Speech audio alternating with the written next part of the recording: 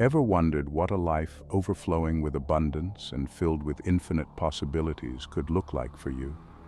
Drop all your notions of worldly logic and pragmatism for a moment and begin to imagine, in your mind's eye, the life of your wildest dreams. Picture yourself rejoicing in the riches and peace of mind you crave. See yourself living every moment to the fullest, in perfect health, surrounded by your loved ones. Now that you have mentally tasted the deliciousness of your perfectly curated, desired life, let me tell you, it is within your power to make it come alive. Thoughts become things, the power of visualization. The legendary Bob Proctor said, "Thoughts become things. If you can see it in your mind, you will hold it in your hand." This three-dimensional world and all it contains is a manifestation of human consciousness crystallized into things and objects. Matter and mind are inseparable, but it is the mind that gives birth to matter, not the other way around. The inner world reflects the outer world. You haven't been able to exploit the potential of your own mind because you haven't paid attention to how it is arranged. The outer world of form is a direct reflection of your inner world, composed of thoughts, feelings, and ideas. When you think a thought repeatedly, it becomes engraved within the layers of the subconscious as a belief. Think of a belief as a perceptive filter through which you view the world. That belief, when persisted upon, quickly translates itself into the physical realm as situations and circumstances. Rearranging your mind. The key to manifestation. To change your outer world, you need to make changes in your mind. Neville Goddard gives us the example of a bar of steel. A magnetized bar doesn't differ from an unmagnetized bar of steel in terms of composition. Both are composed of the same atoms and molecules. But what creates the difference between these two bars is the arrangement of molecules within them. Similarly, coal and diamond are both made up of carbon, but what makes one so ordinary and the other so valuable is the arrangement of carbon atoms. The difference between wealth and poverty. A rich man and a poor man have the same faculties of mind, but what makes the rich man rich is how he has restructured his mind to see the world. The rich man perceives the world as an oasis of opportunities rather than an abyss of misery. He sees abundance where the poor man sees lack. He dreams of a prosperous future while the poor man stays stuck in the cycles and traumas of the past. The power within everyone's potential.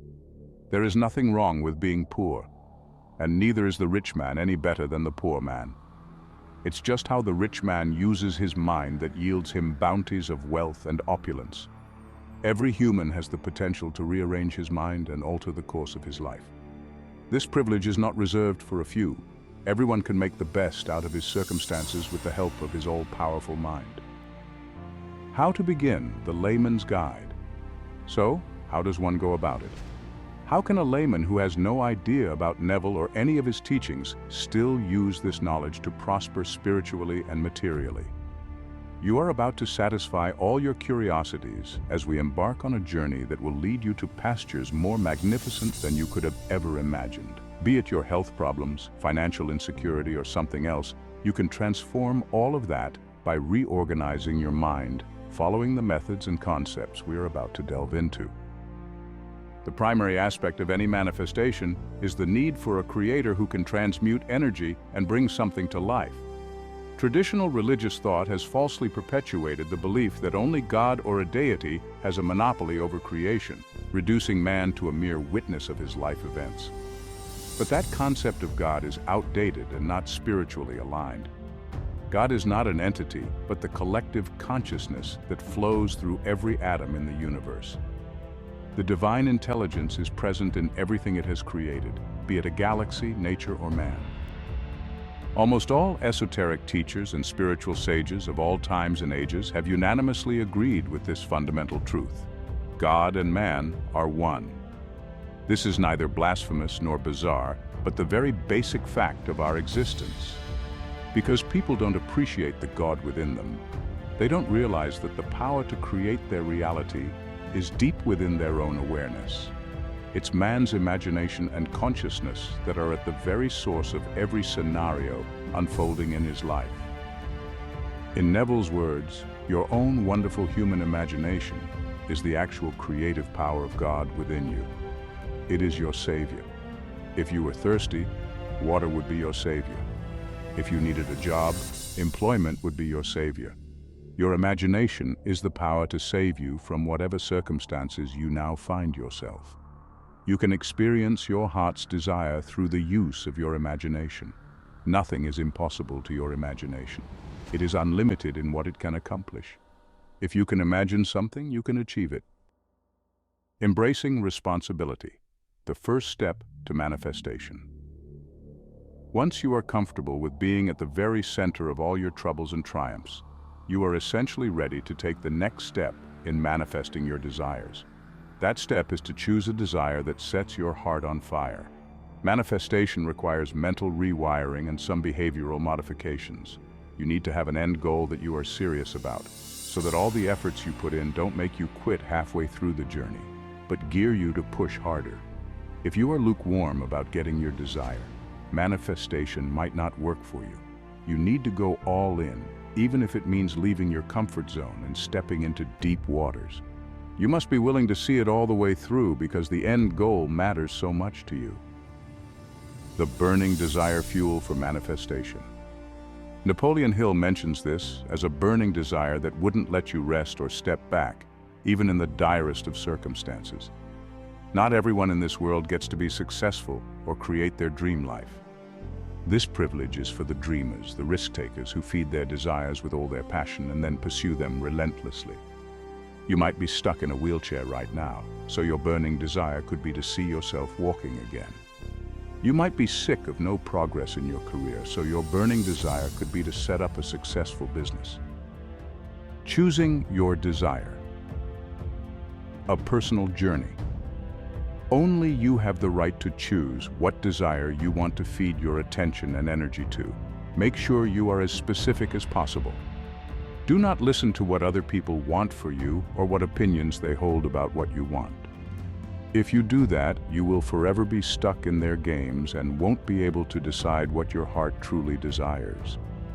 Your desire only has to make sense to you and bring fulfillment to your life. That's the only thing that matters. Creating a mental scene. Visualization for success. Next, create a mental scene that would signify that your desire has now come to fruition. In one of his lectures, Neville tells the story of when he was drafted into the military against his will. Neville was clear from the beginning that he didn't want to have anything to do with the war and serving in the military. So he rearranged his mind and imagined himself as a free man, honorably discharged from the army. Ignoring external opinions, focus on your inner vision. While Neville desired to be discharged from the army, he had to listen to other people's opinions around him.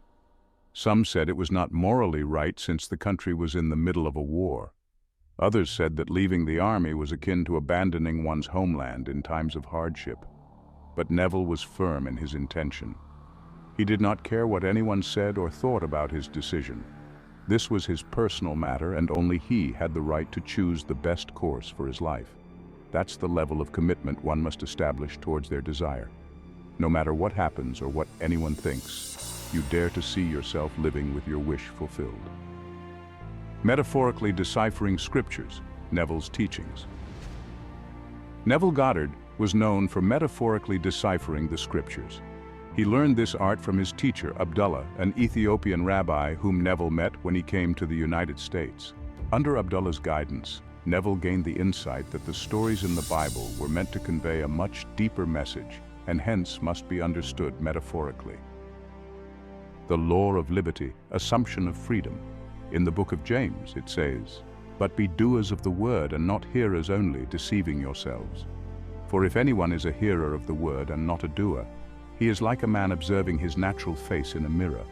For he observes himself, goes away, and immediately forgets what kind of man he was. But he who looks into the perfect law of liberty and continues in it, and is not a forgetful hearer but a doer of the work, this one will be blessed in what he does." Neville applied and taught this passage as an invitation to the perfect law of liberty, meaning the assumption that man is free to choose what he desires for himself and then persevere in the assumption. Persisting in the assumption, the heart of manifestation. Persisting in the assumption of wish fulfilled is the most important aspect of Neville's teachings, because unless a man shows willful determination towards what he wants, the desire cannot be translated into three-dimensional reality. While Neville was trying to get discharged from the army, he wrote a letter with the request to his colonel. Within 24 hours, he got the paper back with a big disapproved stamp on it. This minor setback in the world of Caesar did not dissuade Neville from chasing his desire and believing in its fulfillment.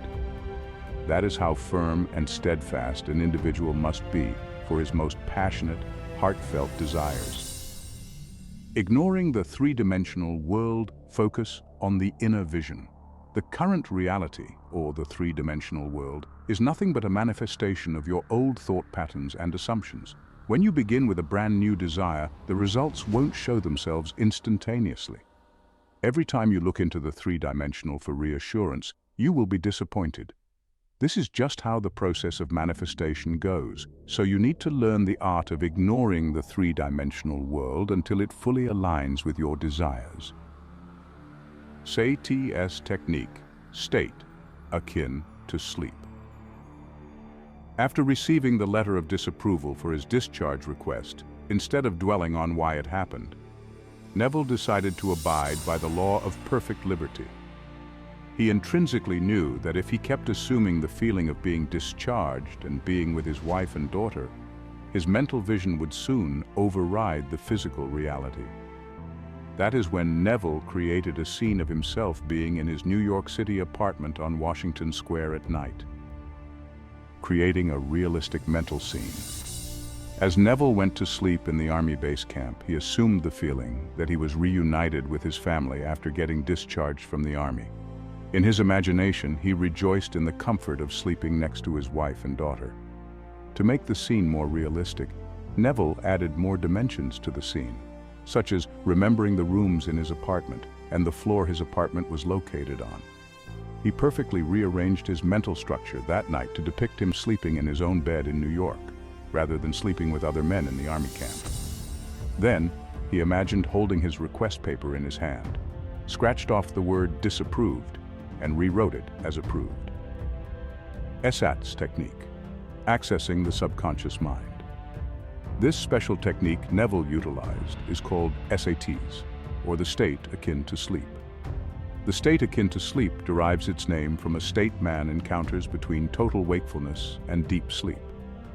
This state of consciousness borders on the edges of sleep, where one's mind is naturally in a trance or a hypnagogic state.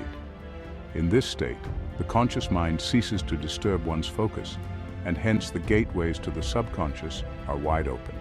Whatever ideas or feelings you embrace in this state are directly imprinted onto the layers of the subconscious.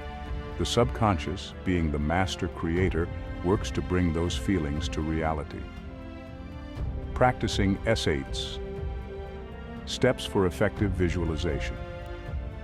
You can naturally enter a state akin to sleep at night, or use a relaxing meditation to facilitate the calming of the central nervous system. Practice this technique when you are done with all your tasks for the day and can go to sleep soon afterward. Once you have induced the hypnagogic state, bring about a scene in your mind that makes you feel as if you are living in your future with your manifested desires. Add as many sensory cues as possible, such as touch, sound, and taste, to make the imaginal scene more realistic. The purpose of the imaginal scene is to evoke feelings of wish fulfilled in your mind and body. These feelings can be a sense of contentment, happiness, or even ecstasy, depending on what your desire is and how reaching the culmination would make you feel. Once your mind is fully immersed in the emotions of your desired future, you are done with your SATS practice, and you can go to sleep carrying the same feelings in your heart and mind. Neville continued with his SATS practice for 9 days straight. While he did SATS at night, he would spend the rest of his day assuming that his wish was now fulfilled. Finally, after 9 days of staying true to his desire day in and day out, Neville turned the wheel in his favor. The very same colonel who had previously disapproved of Neville's request signed it as approved. That's how Neville manifested his desire to be honorably discharged from the army, by daring to believe in the assumption. This is the secret source, the magic potion needed to change your desires into full-fledged, living and breathing manifestations. All you need is to rearrange your mind so that instead of revolting against you, it becomes your most trusted confidant on the journey of manifestation. In essence, the journey to manifesting your desires starts with a deep understanding of the power within your mind.